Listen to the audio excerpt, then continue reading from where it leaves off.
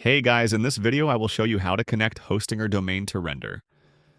Alright, so let's begin with the video. I've already deployed a GitHub project to Render, so let's see how to link it with a custom domain from Hostinger. First, log into your Render dashboard and go to Projects. You'll see your deployed project there. In my case, it's a simple project. Click on your project, then here you will find your URL. You can check how it works. But once you are on your project, then go to Settings. Here, scroll down to the Custom Domain section and click Add Custom Domain. Now you'll need to enter your domain name. Open Hostinger, go to the Domains section, and click Domain Portfolio. Select the domain you want to connect, for example, everiana.site. Click on it to open the backend. Copy your domain. Then go to Render and type it in the Render Domain field in this format, www.everiana.site, and click Save. Render will now show you two DNS records you need to add in Hostinger.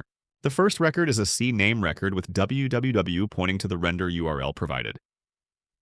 Go back to Hostinger's DNS settings and make sure the name servers are set to Hostinger defaults, and if needed, click Reset DNS Records at the bottom to start fresh.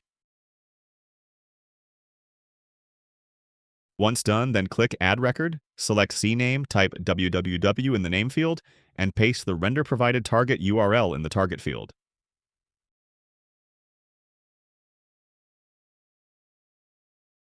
If you get a conflict error, scroll down and delete any existing CNAME www record before adding the new one.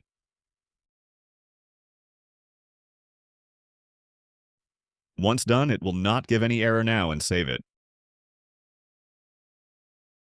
Now we'll go to the second record, so we need to add an A name or an alias record pointing to this URL here.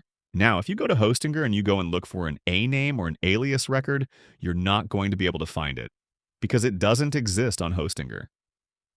So what we have to do instead is go to the secondary instruction, which says if your DNS provider does not support A name or alias hosting, Hostinger uses an A record pointing to this IP address.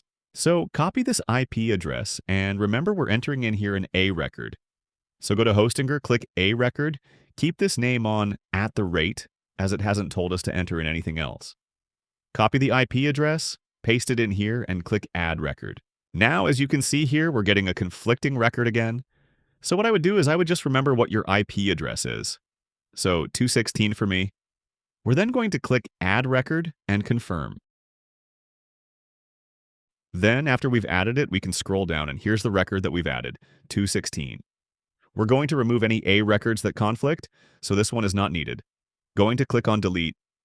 And there you go, we've deleted that record. So now you're pretty much done. After adding both records, go back to Render and click Verify next to each one. Keep in mind that DNS propagation can take up to 48 hours, though it usually completes within 15 to 30 minutes.